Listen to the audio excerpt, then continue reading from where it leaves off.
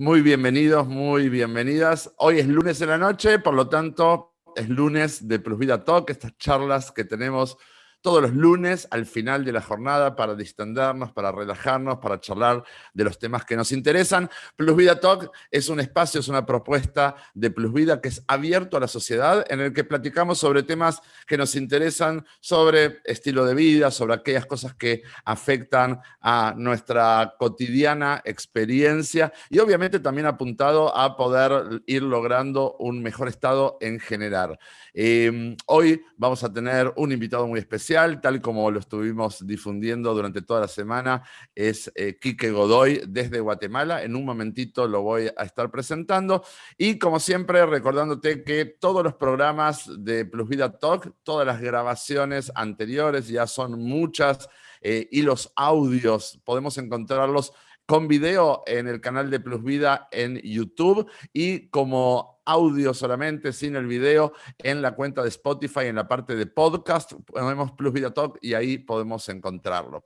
La última semana estuvimos charlando con la periodista Astrid Blanc acerca del peso de los medios de comunicación en nuestro peso y empezamos a charlar acerca de cómo los medios de comunicación son parte de un ambiente obesogénico. Vamos a volver a recordar qué es esto del ambiente obesogénico y la charla de hoy es como una continuidad. Si la vez pasada fue sobre los medios de comunicación, hoy va a ser sobre otro aspecto del ambiente que tiene que ver con las ciudades en las que nosotros vivimos. La gran pregunta es, ¿cuidarme depende solamente de mí? Los esfuerzos contra la obesidad y las enfermedades no transmisibles por lo general se centraron en la modificación de conductas individuales, ¿no? Las decisiones que cada uno debería tomar para mantener su estado de salud, como por ejemplo llevar una alimentación equilibrada o realizar actividad física. Sin embargo, cada vez más se reconoce la importancia que tiene el entorno y en el cual nosotros vivimos, es el entorno físico y el entorno alimentario en el cual nosotros vivimos nuestras vidas y vemos que en realidad es un entramado que no siempre es difícil, no siempre es fácil, perdón, de separar. Eso es lo que técnicamente se conoce como un ambiente obesogénico. Es un ambiente que contribuye al desarrollo de la obesidad y obstaculiza o desalienta las dos cosas, una alimentación saludable y la actividad física.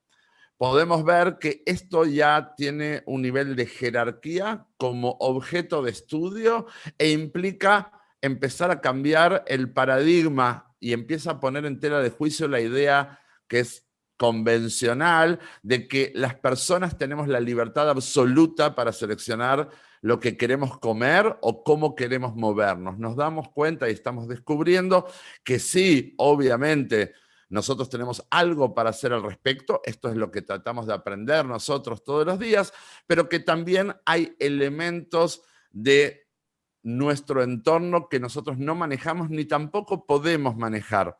La semana pasada, cuando hablábamos con Astrid, aprendimos sobre ello, hoy también seguiremos aprendiendo, pero también traemos un punto donde decíamos que hay cosas que no dependen de nosotros y que dependen más de los entes gubernamentales, que tienen que ver mucho con las legislaciones, que tienen que ver mucho con nuestros líderes, ¿no? Entonces, viene la pregunta, o vienen algunas preguntas respecto de nuestras ciudades obesogénicas, que es, ¿se puede salir a caminar o a trotar si las veredas están rotas o no hay una plaza iluminada y segura que se acerca? Si se puede cubrir la recomendación de nuestra alimentación diaria de frutas y de vegetales, si tal vez no hay comercios próximos que las ofrezcan, o se percibe que los precios son mucho más caros en la comida sana que en la comida chatarra. ¿Cómo influye lo que hay a nuestro alrededor? Un montón de contaminaciones de las que hoy vamos a estar hablando con Quique. Existe una contaminación ambiental que tiene que ver con la calidad del aire, con la calidad y los decibeles del sonido, con la calidad de nuestra visual, lo que estamos viendo todo el tiempo. tiene que ver también, como yo decía, con la movilidad, con la inseguridad. Bueno, hoy vamos a estar charlando con Quique Godoy, para quienes no viven en Guatemala, porque quienes viven en Guatemala lo conocen muy bien. Quique es un empresario, es un consultor de políticas públicas, ha sido político, ha sido dirigente deportivo, una persona muy, muy involucrada con la vida de la sociedad, que ha contribuido mucho con los años en proyectos muy, muy importantes, incluso desde su gestión como vicealcalde ya hace muchos años de la ciudad de Guatemala, y creo que va a ser muy interesante poder charlar con él. Además, Quique es amigo mío en lo personal y es paciente de nuestro tratamiento. Ya hace algún tiempo está en mantenimiento después de haber perdido todo su peso, y también de eso vamos a estar charlando. Quique, muchas gracias por acompañarme esta noche en este Plus Vida Talk. Tenía muchas ganas de hacerlo y de poder compartir juntos, así que gracias por este ratito y de verdad, bueno, empezar a charlar de estos temas que sé que además también te apasionan, ¿no? No, al contrario, te agradezco, Marcelo, y me gusta también poder ser el entrevistado y no el entrevistador, después de estar 2 horas hace un rato en el programa de radio. Así que un honor, un gusto siempre, Marcelo. Eso no lo dije. Además, es periodista, porque todos los días tiene su programa de radio, temas y debates en Radio Infinita, en las tardes de Guatemala, todos los días desarrollando temas súper interesantes, por eso es tan conocido. Pero bueno, vamos a hacer, no sé si vas a ser entrevistado directamente, que la idea es que podamos ir piloteando juntos este programa. El objetivo para mí, Quique, es con nuestra gente, la mayoría de nuestros pacientes no son políticos, aunque algunos sí lo son, algunos sí son legisladores, algunos de ellos sí dependen de ciertas políticas, tenemos ese privilegio también en Plus Vida, pero la mayoría no lo somos, ¿no? Entonces, para mí es importante poder saber que estas cosas existen, que uno tiene cosas para hacer al respecto, además de votar bien, ¿sí? Además de demandar de nuestros políticos, el demandar este tipo de acciones. Sí hay algo que uno puede hacer, no depende enteramente de mí, pero hay cosas que sí dependen de mí. Es casi como decir, si está lloviendo, yo poder tener mi sombría para poder cubrirme de la lluvia, ¿no? Entonces, incluso si la mayoría de nosotros vivimos en ciudades que nos engordan, ¿cómo hacemos para no engordar en ellas? ¿Cómo hacemos para llevar adelante un estilo de vida a pesar de ello? Que es algo que sí se puede lograr. Y eso es lo que aprendemos con nuestros pacientes todo el tiempo, ¿no? Ahora sí, Quique, bienvenido. Contame un poco cómo es tu acercamiento al tema. Yo sé que en forma indirecta hablas de un estilo de vida, no sé si alguna vez lo trataste como ciudad obesogénica, pero contanos un poco cómo te acercas a toda esta temática. Bueno, de verdad, la primero es justamente estando en la municipalidad como concejal primero. Parte de lo que me tocó a mí hacer en esa primera instancia era, uno, el plan estratégico de ciudad, que era en el año 2000, voltear a ver el año 2020. O sea, hace 20 años diseñamos la visión 2020, que tenía un doble sentido. La visión 2020 es la visión perfecta, pero la visión 2020 era visualizar 20 años adelante la ciudad, cómo debiera ser la ciudad. Y se partió en varios ejes o varios temas estratégicos, uno de los cuales es la movilidad. No el transporte, sino que la movilidad. Y parte del tema fue, hay una pirámide de cuál es el ideal de cómo debe moverse la gente en la ciudad. Y la pirámide de las ciudades estadounidenses está basada en moverte en carro particular, en el vehículo.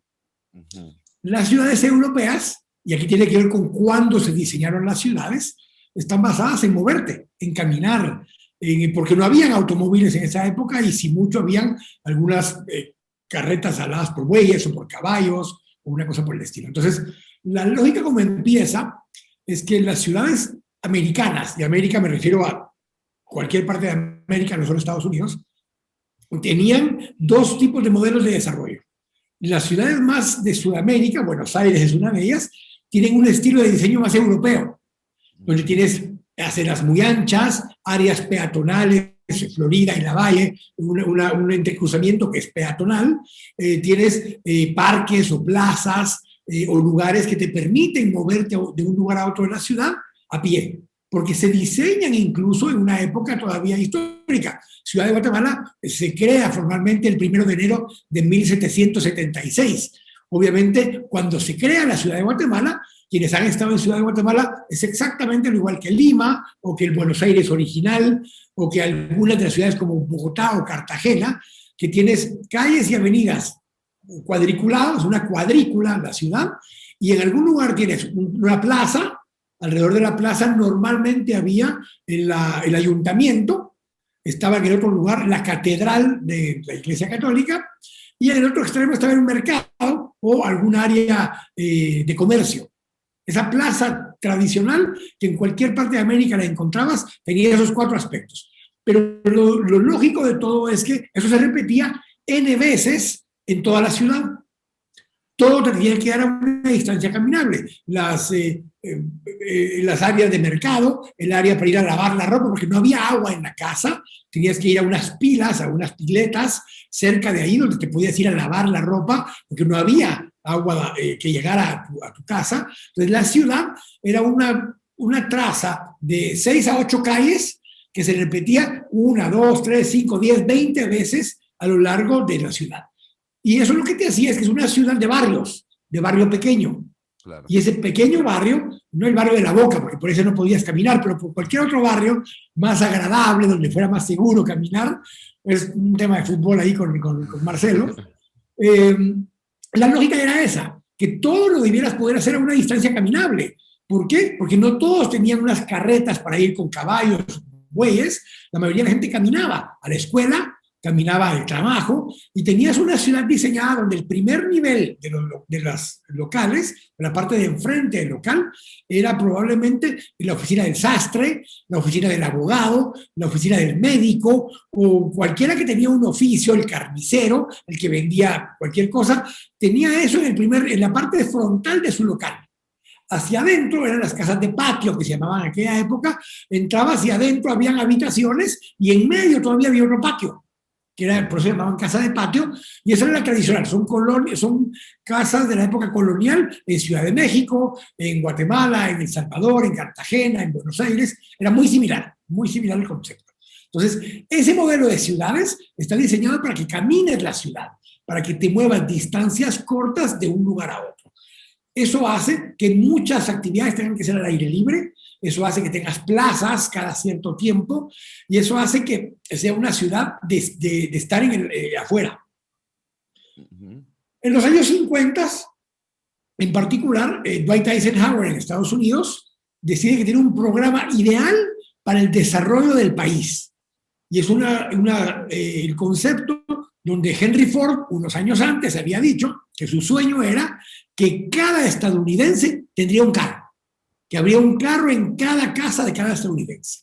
Entonces, en 1954, crean lo que le llamaron la ley de las autopistas, y se dedican a financiar autopistas por todo Estados Unidos. Tenía un doble propósito. Uno, generabas una industria nueva, que era el automovilismo, y había que tener fábricas de automóvil para que produjeras carros, para cada uno de los estadounidenses tuviera un carro. Pero además, cómo moverte de un lugar a otro del país. Nunca desarrollaron la parte ferroviaria, como fue Europa, sino que desarrollaron más el sistema de automotores individuales. Y esto sentó las bases para la construcción de las ciudades en los siguientes 75 años, que es cuando llegamos al día de hoy. Y son ciudades diseñadas para moverte en carro particular, en vehículo particular, en coche, depende cómo le diga cada uno en su país. Y esas ciudades se volvieron cada vez de distancias más largas. Pasaste de ciudades compactas, caminables, de usos mixtos, donde tenías todas estas cosas que acabo de explicar, a tener ciudades donde el trabajo se quedó en el centro de la ciudad y la vivienda, especialmente de cierto nivel económico para arriba, se pasó a las afueras de la ciudad, al suburbio. Claro. Y para ir del suburbio al trabajo, no tenías otra opción que ir en carro. Claro. Alguno que otro se iba en tren, pero la mayoría se iba en carro.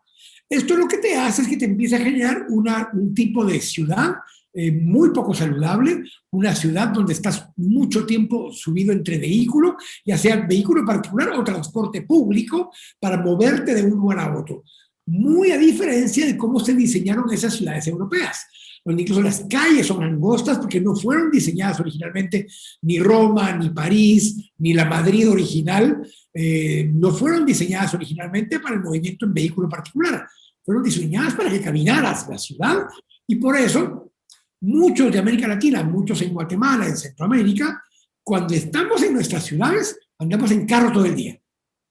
Pero cuando viajamos a Buenos Aires, a Madrid, a Roma, incluso a Nueva York, no alquilamos carro. Nos vamos y caminamos la ciudad porque lo podemos hacer.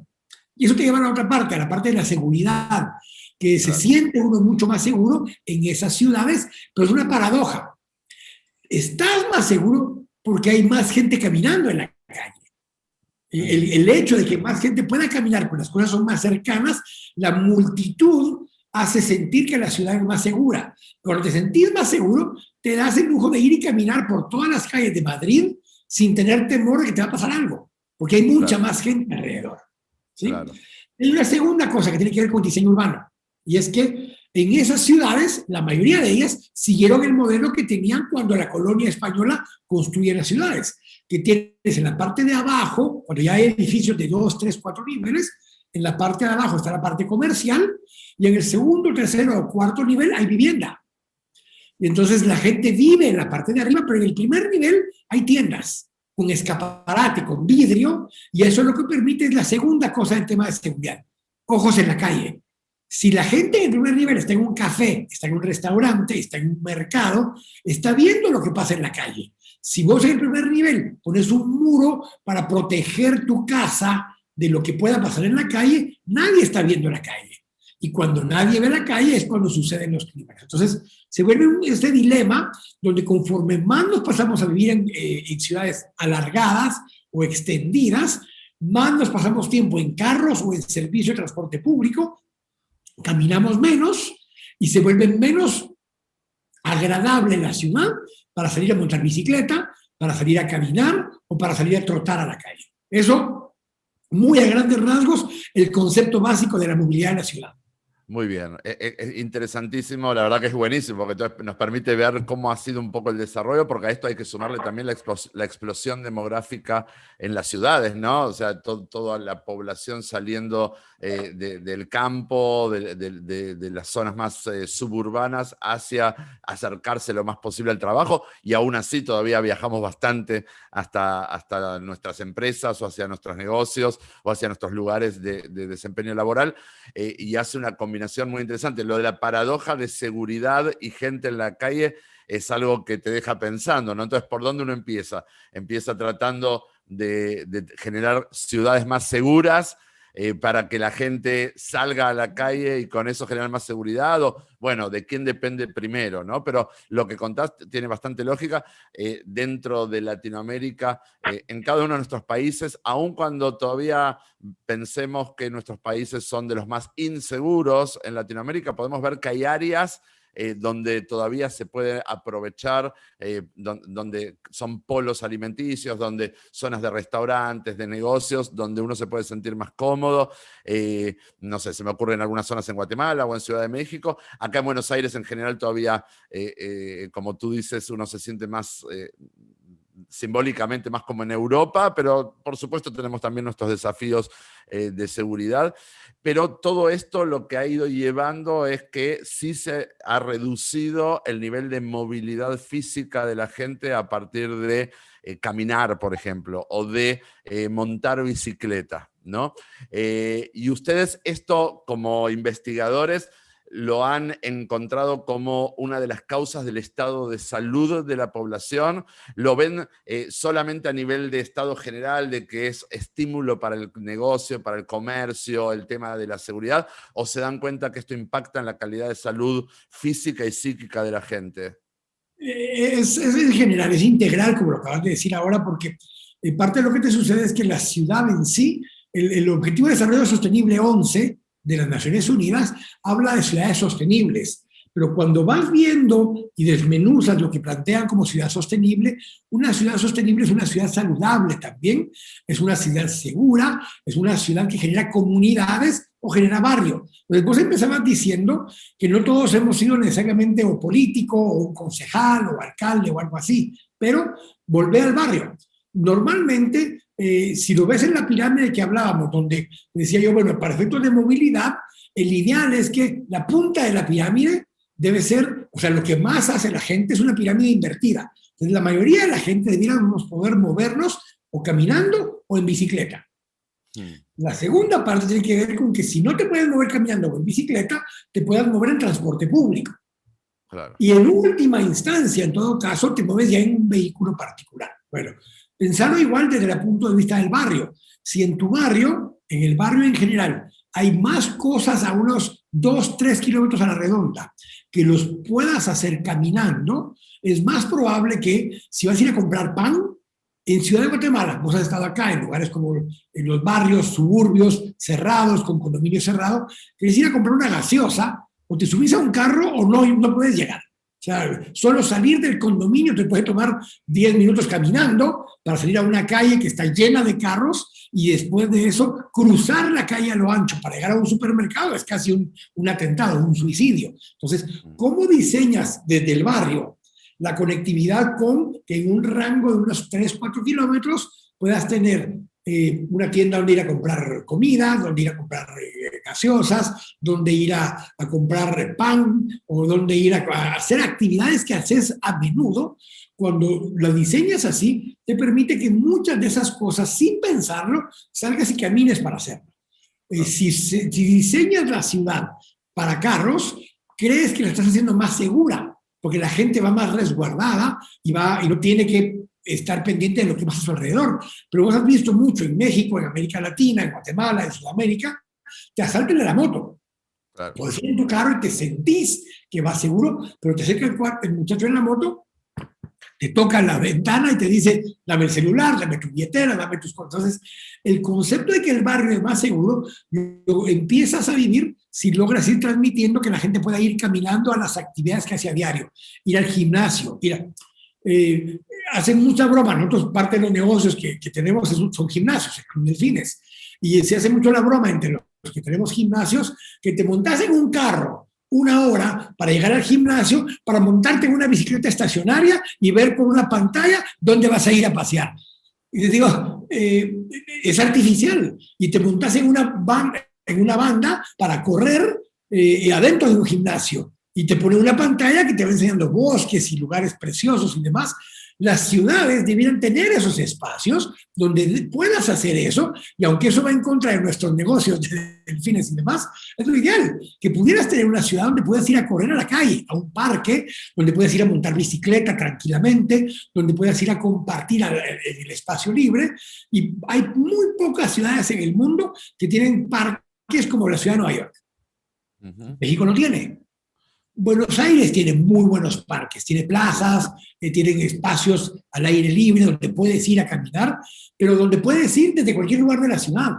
Hay otras ciudades como Guatemala, como Ciudad de México en alguna parte, porque sí, está bien, está en toda el área de la plaza alrededor de donde está el zoológico y tenés el castillo ahí arriba, pues el palacio ahí arriba. Chapultepec. Todos los bosques de Chapultepec, todo eso está precioso. Pero sales a caminar a las avenidas alrededor de Chapultepec, también son caminables. O sea, también es agradable, se presta que puedas, aunque estás en medio de la ciudad, igual te pasa en Nueva York, puedes estar en Central Park, que es un paraíso adentro de la ciudad, pero salís de Central Park, cerca de Trump Plaza, donde querrás, y cuando caminas las calles, también son caminables. Y llegas a Times Square y lo convirtieron de ser un lugar que era un despelote de vehículos a un espacio para caminar, para que camines a los teatros, para que camines a las grandes tiendas que hay en el sector. O sea, y la ciudad de Nueva York, ver las aceras, hay lugares donde la acera tiene 10, 12 metros de ancho.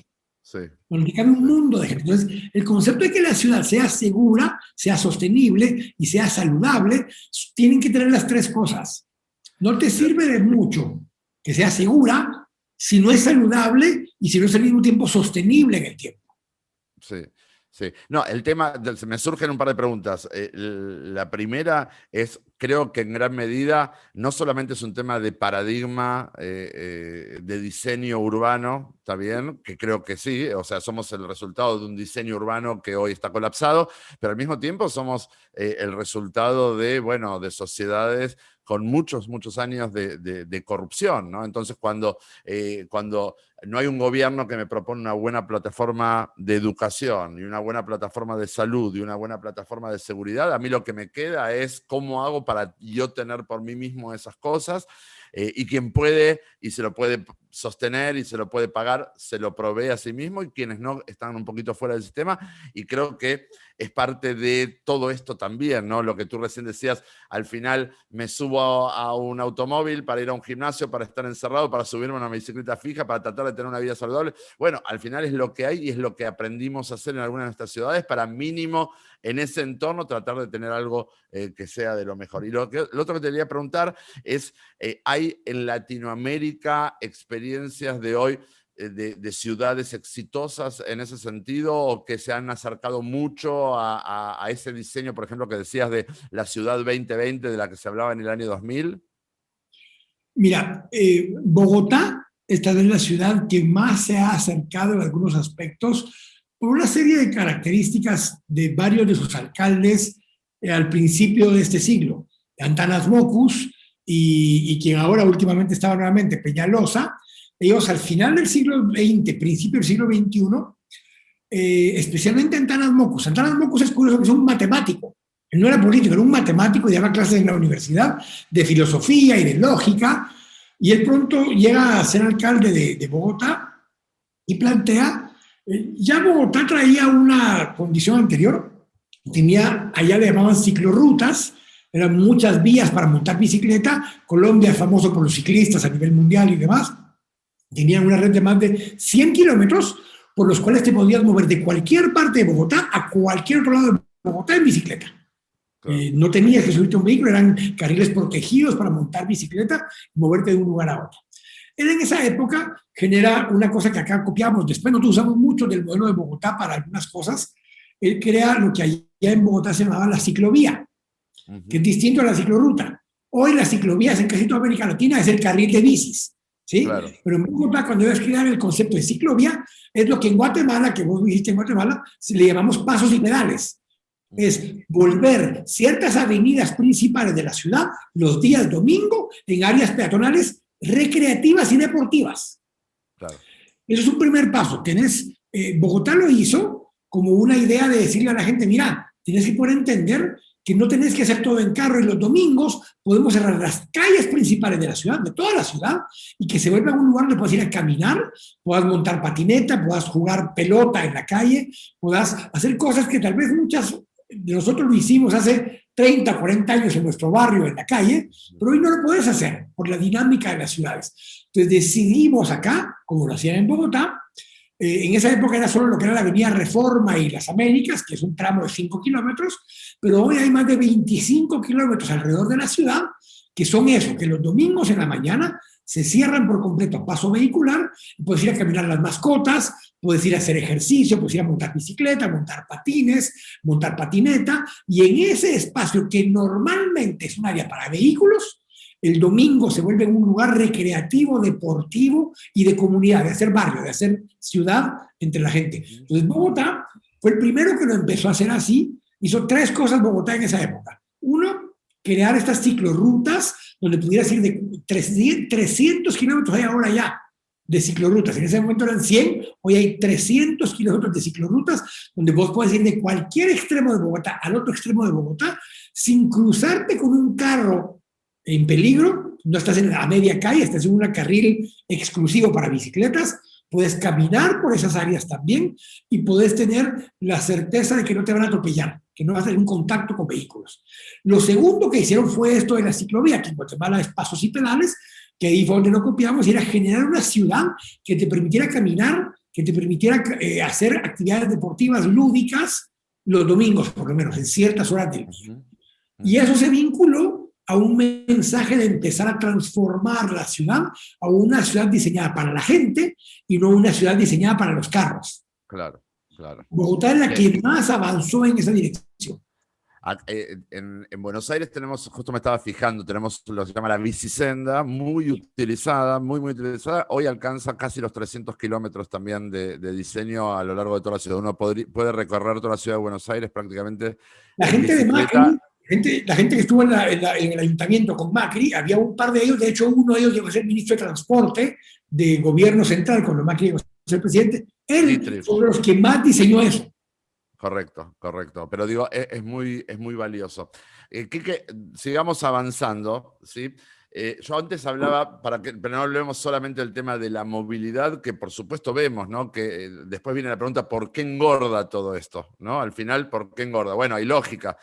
No, en general, engordamos, siempre yo digo, comemos mucho más de lo que necesitamos comer y no es la mejor calidad. Además, no solo que comemos mucho, sino además que comemos mal y además nos movemos mucho menos de lo que nos deberíamos mover. Y esta es una de las razones. Y cuando hablamos de un ambiente obesogénico o ciudades obesogénicas, yo antes mencionaba rápidamente y al pasar ciertos temas que contaminan, que nos enferman, que nos intoxican, ¿no? Hablábamos de la calidad del aire, de la calidad del sonido, de la calidad de lo visual. Si a eso le sumamos obviamente el tema de la movilidad, la cantidad de tiempo que yo estoy adentro de mi vehículo y además le sumo la tensión que significa la inseguridad, es un combo bastante complicado, ¿no? Entonces te quería preguntar, a vos que te ha tocado estar en la gestión pública desde adentro y entiendo que hoy desde la consultoría externa trabajás todavía, incluso promoviendo jóvenes que se preocupen por estas cosas, cosa que me parece maravillosa. ¿Cómo se trabaja desde lo gubernamental sobre estos temas? ¿Se toman en cuenta? ¿Se busca regularlos?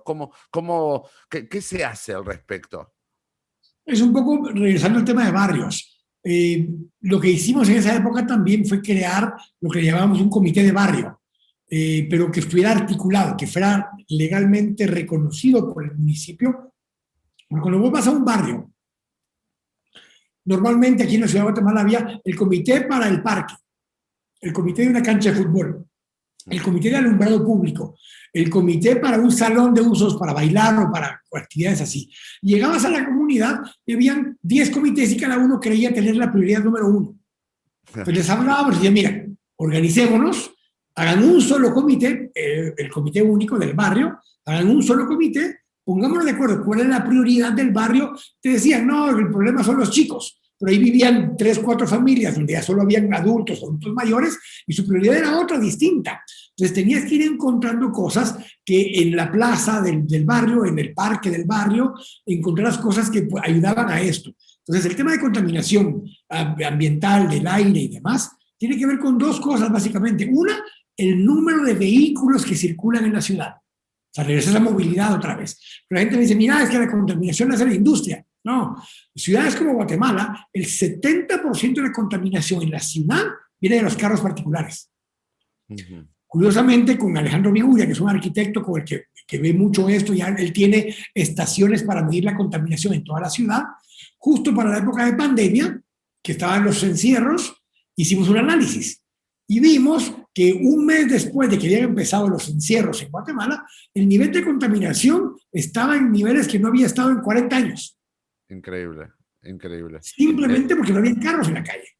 El medio ambiente lo hemos visto en muchas áreas, el medio ambiente lo agradeció, han habido especies animales que han regresado a sus hábitats, ¿no? Se hablaba de los ríos de Venecia, se hablaba de animales salvajes que estaban en los bosques de alrededor de las ciudades. Eso ha sido casi como uno conmovedor, ¿no? Ha sido muy interesante. Y empezabas a escuchar aves, pájaros en la ciudad, que antes no los oías. No es porque no estuvieran, muy probablemente estaban ahí, pero viene la otra contaminación que vos decías, la del ruido.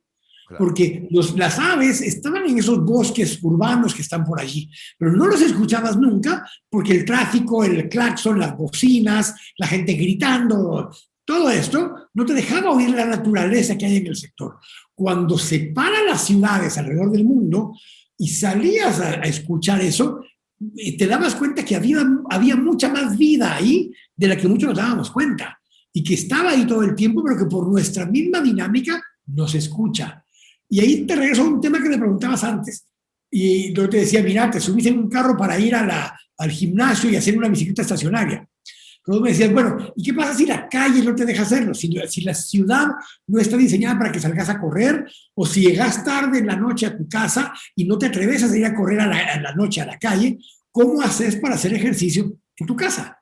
Si tu edificio no tiene las amenidades que te permitiría tener un lugar donde hacerlo, entonces durante la pandemia muchos encontramos cómo hacerlo en la casa.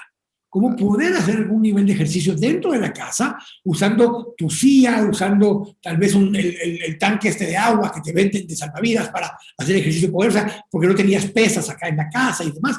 Entonces, encontramos formas de cómo mantenernos activos en un espacio reducido que es nuestra casa.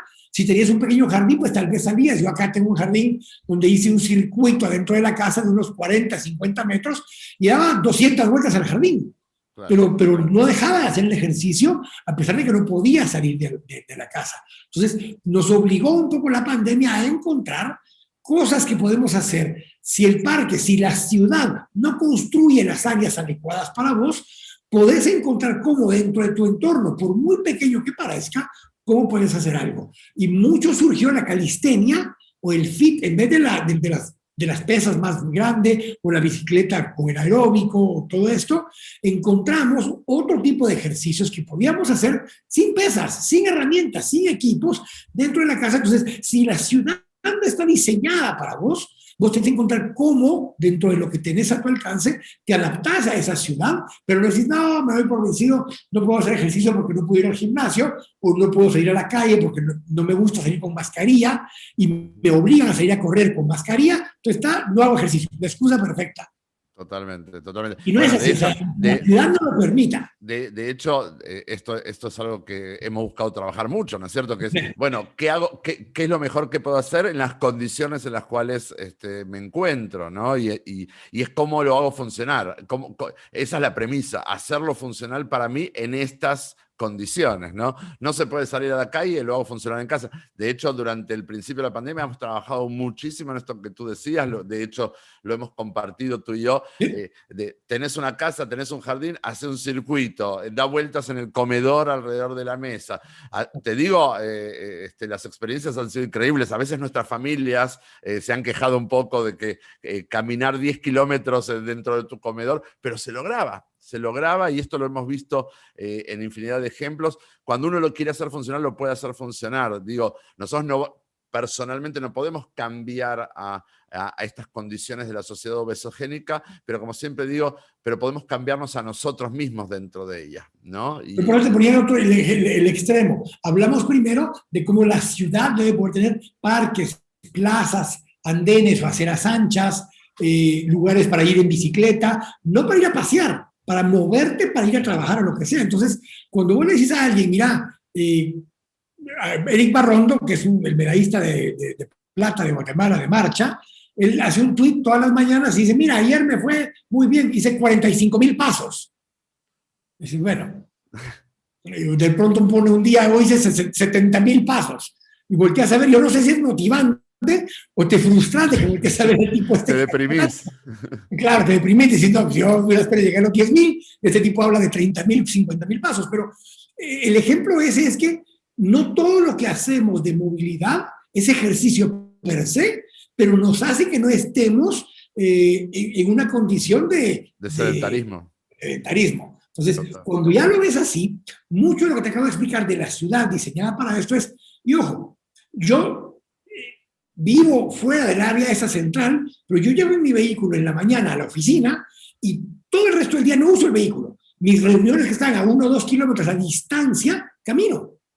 Camino a llegar a ellas. Me muevo en todo lo que es aquí en Guatemala, en la zona 10, en zona 9, a salones de hoteles o salones de reuniones o edificios en el área que tengo que ir a visitar a alguien, camino y me muevo en el área. Más allá de poder hacer mi media hora, 45 minutos, 1 hora de ejercicio formal, haces muchas otras más actividades moviéndote en el área. Entonces, el concepto de que la ciudad perfecta para eso, que vos me preguntabas, y de las mejores que hay en América Latina, Bogotá, Buenos Aires mejoró sustancialmente con las ciclorrutas o ciclovías que construyeron también, con plazas, andenes y demás, y tenés 1 o 2 ciudades más que lo han hecho en América Latina. México ha hecho un gran esfuerzo, está trabajando muchísimo desde hace 3 o 4 gobiernos de la Ciudad de México, han venido trabajando mucho en este tipo de actividades, tienen ciclorrutas también ya mucho por toda la ciudad, tienen sistemas de bicicletas compartidas, para que si no tenés tu bicicleta te montás en una y con eso te mueves de un lugar a otro. Entonces, varias ciudades de América Latina sí lo han hecho, pero es difícil porque las ciudades están construidas para el tipo que está en carro. Yo acá tuve una discusión hace justamente 20 años con varios comerciantes grandes de la ciudad que a lo largo de lo que sacan en Guatemala la sexta y la séptima avenida, ellos estaban acostumbrados a que la acera era el parqueo de sus locales. O sea, se comieron la acera y te parqueabas de frente, enfrente de cada local. Y esa fue la otra cosa que importamos de Bogotá, un tema que le llaman ellos volardos, que es una estructura de concreto de 50 centímetros de alto, que las fuimos colocando a lo largo de esas avenidas, haciendo imposible que un carro se subiera a la banqueta o a la acera. Y nos demandaron, nos dijeron que íbamos a hacer quebrar esto, y les digo, mira, si vos tenés un local con 10 metros de frente, te caben 2 carros, 3 y mucho, y si uno de ellos es el tuyo, te caben 2 para tus clientes. Si vos vivís de 2 tipos que vienen a parquear frente a tu lugar para hacer negocio, estás jodido. O sea, eso no puede ser negocio. Y les empezamos a mostrar con estudios que el 80% de sus clientes llegaban caminando. Claro. No llegaban en carro al negocio. El tema era más el carro donde se iba a parquear él. El dueño del local necesitaba el parqueo frente a su tienda, pero no era para el cliente. Entonces empezamos a explicarles cómo hacer eso, hacía que la ciudad fuera más segura y más saludable. Más segura porque les hicimos videos donde la gente que iba caminando por la acera tenía que bajarse a la calle cuando llegaba a los parqueos de ellos porque estaba ocupado el lugar de la acera por los carros, que sería inseguro, que podían atropellar o cualquier cosa. Entonces, el concepto era mostrarles que se volvía más segura la ciudad para ellos mismos y se volvía más saludable la ciudad porque te permitía caminar por los barrios de la ciudad. Entonces, toda esta dinámica es empezar con lo que está en tu entorno, tu barrio, primero tu hogar, tu casa, hacerla más accesible, saludable, pero además te mandé una imagen el otro día donde hablaba de una tienda y decían, bueno, esta es una tienda diseñada para que no engordes. Y las donas estaban en el último anaquel, en el lugar más alejado posible, y estaban todas las frutas y verduras y cosas saludables en el mostrador. Hasta eso, si vos vas enseñando un poco a esto, la gente en su casa, cuando tiene la cocina, cuando abrís la refri, si lo primero que ves son cosas saludables, aunque hay algunas cosas que alguien más de la casa o vos de vez en cuando comes, si no están enfrente, ya eso es un diseño saludable. Si el negocio de comida, cuando entras, lo primero que ves son cosas saludables, ya eso es una ciudad más diseñada para lo saludable. Entonces, es un poco cultural, de sociedad, ir cambiando algunos de esos aspectos. Muy bien, muy bien. Está buenísimo, está buenísimo. Y justamente quiero llevarnos un poquito hacia esa área que no tiene directamente que ver con el urbanismo, pero sí tiene que ver ya con incluso tu función en áreas de gobierno, ¿no? Que tiene que ver con cómo no solamente el gobierno puede proponer entornos más saludables en las cosas que venimos hablando, sino también en legislación, ¿no es cierto? Y cuando hablamos de legislación, hablamos de leyes que protejan al ciudadano. En muchos de nuestros países, de manera desigual, se va avanzando en la ley del etiquetado nutricional, por ejemplo, ¿no? Que es este etiquetado que advierte a los consumidores en alimentos que son recargados en sustancias que son perjudiciales para la salud o tienen muchísimo agregado de azúcar o muchísimo agregado de sal u otras cosas, ¿no? Vemos que también se avanza en la ley de la talla, ¿no es cierto? Esto de demandar de la industria de la moda que haya tallas disponibles para todo el mundo, para no caer en una situación de discriminación, para no caer en modelos de belleza inaccesibles y enfermizos, ¿no es cierto? Que al final lo padecemos todo, principalmente nuestros chicos, nuestros jóvenes, que terminan cayendo en desórdenes alimenticios porque no caben en la talla 0, ¿no? Que es algo irreal. Digo, tiene que ver mucho con la necesidad del público, pero con una legislación pública. Y te quería preguntar si en tu experiencia te ha tocado al menos ver de costado o estar en la gestión, tal vez mucho más presencialmente en algunas de estas leyes, que como yo decía, depende todo de mí, no, hay cosas que dependen del gobierno, pero ¿qué puedo yo demandar de mi gobierno? Yo decía, no en todos nuestros países estamos en las mismas, la industria alimenticia y la industria de la moda y la industria de la publicidad en cada país tiene un poder diferente y tienen lobbies fuertísimos y al final la plata es la que habla frente a los políticos y frente a los medios, y entonces nosotros somos meros ciudadanos, y si no hay un gobierno fuerte que nos defienda, probablemente siempre salimos perdiendo. Entonces te quería preguntar, Quique, más allá de que creo que son temas igual que en el futuro espero desarrollar más ampliamente con especialistas puntuales sobre estos temas, me gustaría saber cómo a ti desde las áreas que te has desempeñado te ha tocado ver estas temáticas. Bueno, ahí tienes un diputado en el público que nos puede ayudar después con el tema también, que le ha tocado ver esos temas, pero mira, dos cosas. A nivel municipal, sí se hizo, pero lo hicimos de una forma distinta. Un poco por la incidencia que hay en Guatemala de que la legislación municipal no sea impositiva, sino que genere incentivos. Entonces, ¿qué hicimos?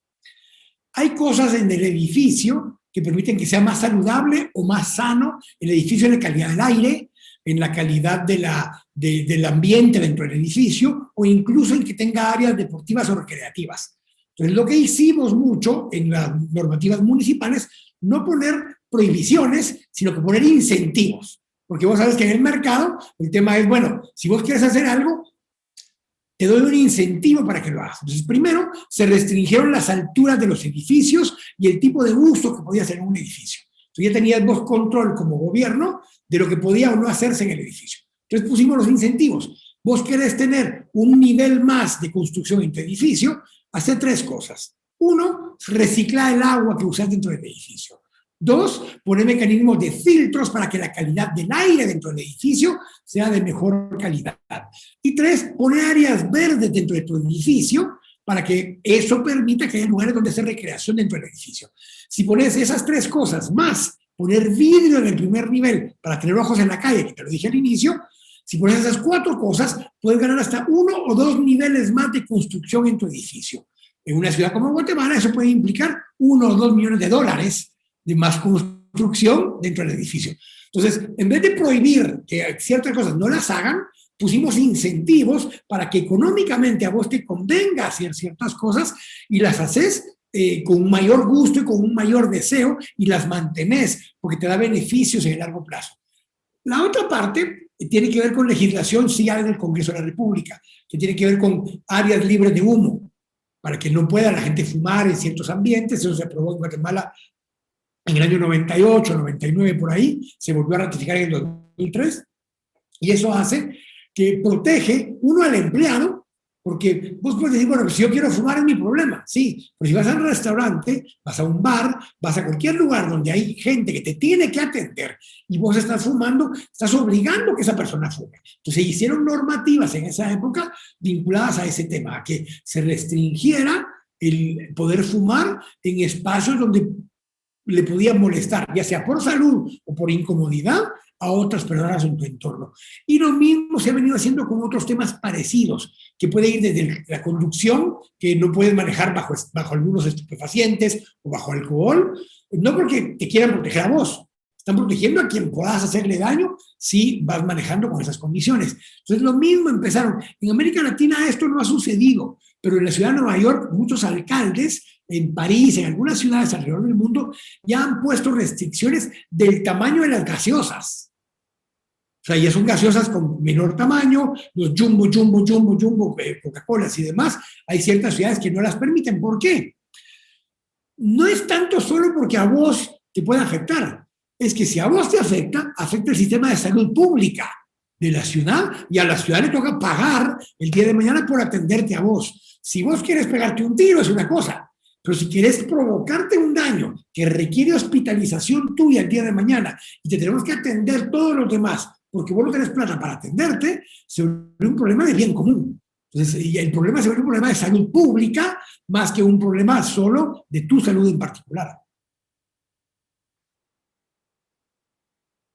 Ahí estamos, ahí estamos. Decía totalmente de acuerdo, porque justamente cuando el gobierno atiende esto, tiene que ver con la protección del ciudadano, pero principalmente también de la protección del bien común. Entonces, cuando un problema se convierte en un problema de salud pública, aparece con mucha más fuerza el gobierno actuando como... Bueno, lo viste con la pandemia. Lo viste con la pandemia justo ahora. Quique, nos quedan unos minutos y la verdad que es muy interesante poder aprender junto a ti. Yo decía recién, ¿depende solo de uno? No, bueno, vemos que hay cosas que no dependen de uno pero el desafío es aprender a cuidarse en un entorno que no enteramente depende de uno, ¿no? Al final es así, las decisiones últimas son propias, como Quique recién decía. Bueno, si no hay espacios donde moverme, busco generar espacios en los cuales moverme. Uno llega a un edificio, uno es el que puede decidir subir por el elevador o subir por las escaleras, ¿no? Uno llega a un centro comercial, uno puede decidir estacionarse dentro del centro comercial, me refiero a la puerta o un poco más alejado. Digo, ahí es donde uno va aprendiendo a protegerse y a generar conductas de autocuidado. Hay algunas preguntas bueno, que creo que tú ya las has ido respondiendo, cosas que la gente nos fue preguntando cuando contábamos que te íbamos a tener. Ya contabas que, bueno, no se busca tanto sancionar a las instituciones, sino estimular a las instituciones que generan mayor posibilidad de una vida saludable. Te quería preguntar, o alguien preguntó, ¿cuáles son las instituciones que deben velar por estos temas en Guatemala? ¿Qué es el Congreso de la República? ¿Quién es? Mira, el Congreso legisla, pero las dos instituciones que velan por ese tipo de temas, hay tres realmente, pero te voy a enfocar en dos. Uno, el Ministerio de Salud, porque sí es la responsable en muchos de los temas de verificar, y lo viste ahora con la pandemia. Viene el Ministerio de Salud y te manda a cerrar un negocio. No lo cierra porque el negocio per se sea bueno o malo, lo cierra porque ponías en riesgo a la gente si llegaba a ese negocio. Entonces, la pandemia lo que vino fue a visibilizar más ciertos poderes que tienen los ministerios de salud del mundo que las han usado poco. En América Latina en especial las usan muy poco. Así como hicieron ahora para la pandemia, Marcelo, pueden hacer muchas cosas en función de la salud pública. Pueden restringir ciertas actividades, pueden promover otras actividades y pueden sancionar establecimientos que cumplan o no cumplan con esto. La segunda institución son las municipalidades. La municipalidad es la responsable de los espacios públicos, es la responsable de la movilidad, es la responsable de mucho de lo que tiene que ver en un entorno que va más allá de tu terreno o de tu vivienda, y todo ese espacio, quien lo regula es la ciudad. En la mayoría de ciudades muy desarrolladas, más vinculadas a la persona, casi el 70% del territorio es público.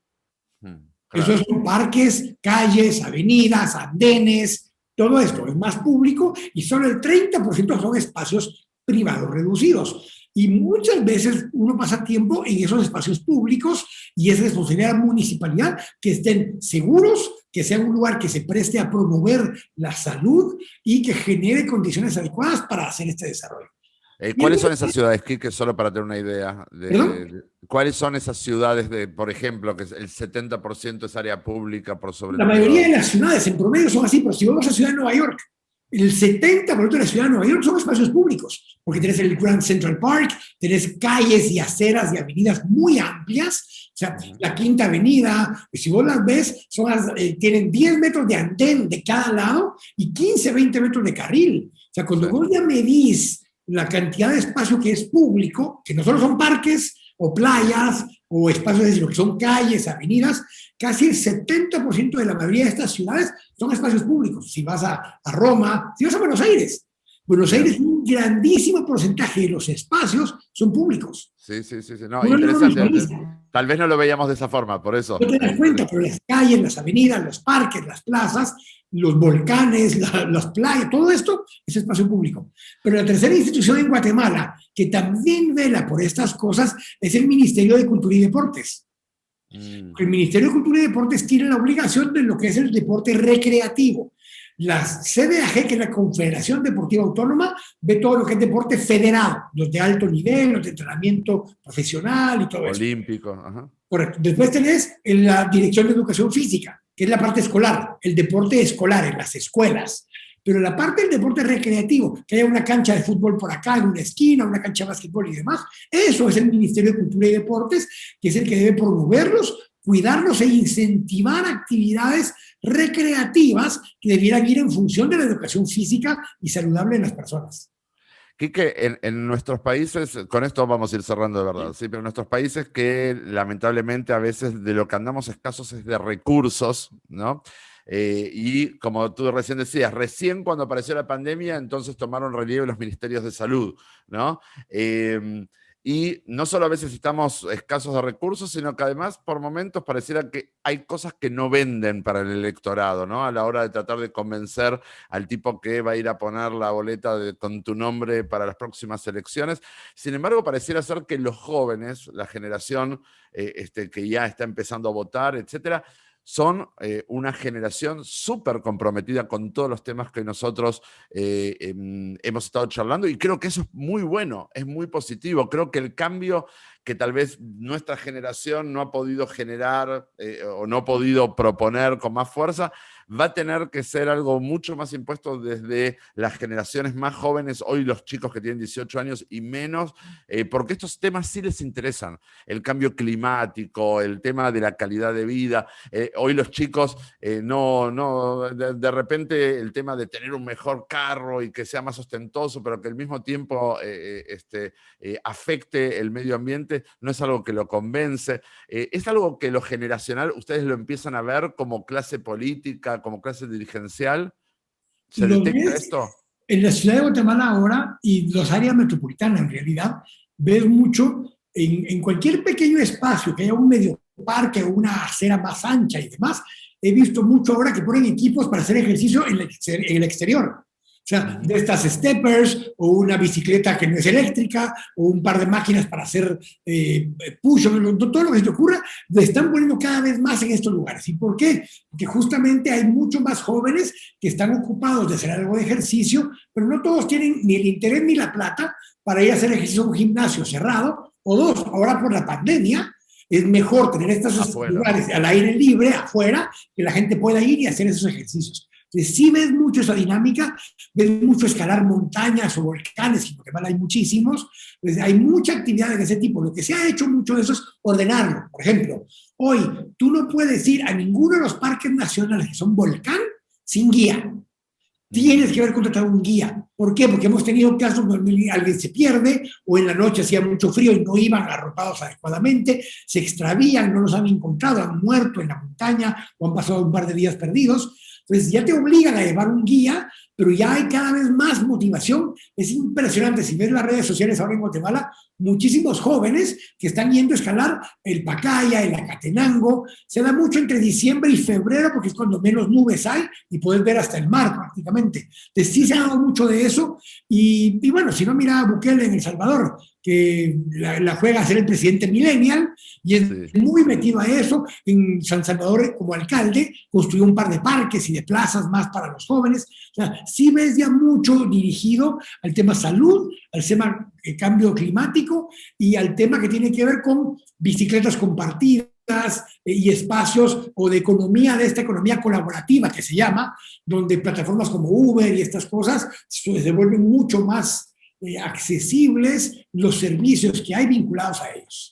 Sí, no, es interesante porque tal vez si antes en las plataformas electorales estos temas no aparecían con tanta fuerza, tal vez más en las municipales, pero no a nivel nacional, es algo que probablemente va a tomar fuerza y eso es algo bastante alentador. Quique, solamente antes de irnos y una vez más agradeciéndote, súper interesante lo que estamos aprendiendo contigo, yo te decía que me copié un tweet que compartías hoy en la mañana en Twitter. Aparte les quiero contar a todos, por si todavía no lo han escuchado, Quique está todos los días en Radio Infinita. ¿En qué horario, Quique, en Temas y Debates? 5 a 7 de la tarde, hora de Guatemala. 5 a 7 de la tarde, así que si te agarra el tráfico, o mejor, si te agarra haciendo ejercicio, ¿sí? En Radio Infinita, ahí puedes escuchar. Quique tiene esta clase de programas que hoy tuvimos con él todos los días de temas de muchísimo interés, en general, no solamente para la realidad guatemalteca, es en general, y la verdad es que lo recomiendo mucho.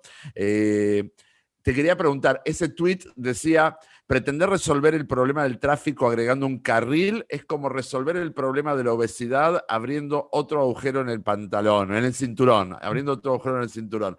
Tú me decías que era de una frase que ya conocías, pero lo trajiste al tema del cinturón y de la obesidad. Y quisiera tal vez los últimos minutos, Quique, tú eres un paciente de mantenimiento de nuestro tratamiento, ¿sí? ¿Cuánto peso hemos perdido en total? 70. 70 libras. Que son casi 32 kilos, ¿sí? Casi 32 kilos. ¿Cómo haces? Un año en mantenimiento. Ya un año en mantenimiento. Quiere decir que se puede bajar y evitar rebotar, ¿no? Incluyendo durante la pandemia. Además.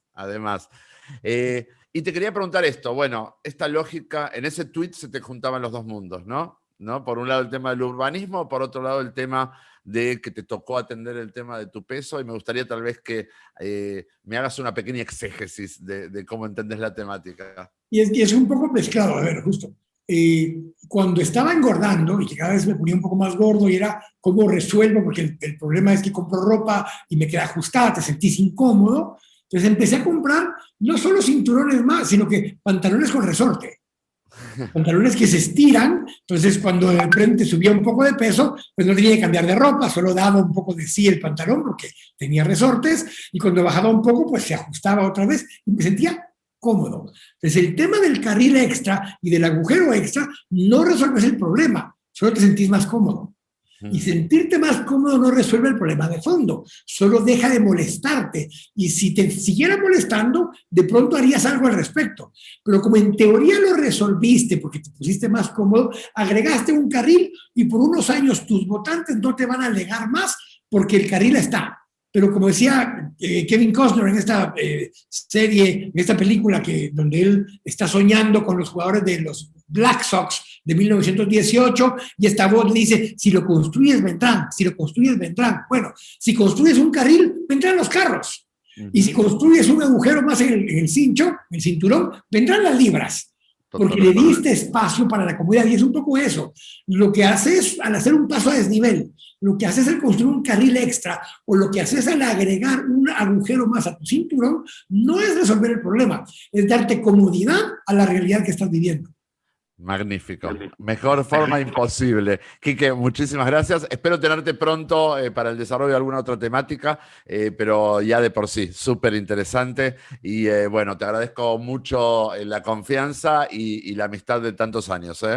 No, al contrario, a vos y a todo tu equipo, no solo en ayudar en la hora de estar bajando el peso, sino que el acompañamiento, incluso en época de pandemia que no nos podíamos ni ver físicamente y demás, el seguimiento, el acompañamiento, el apoyo, impresionante, y pues gracias a Dios también mucha gente que o me vio a mí, porque como decís vos, muy público, y que se ha acercado y ha agarrado el servicio, así que encantado también de poder funcionar como embajador de Plus Vida. Y gracias a vos y a todo el equipo.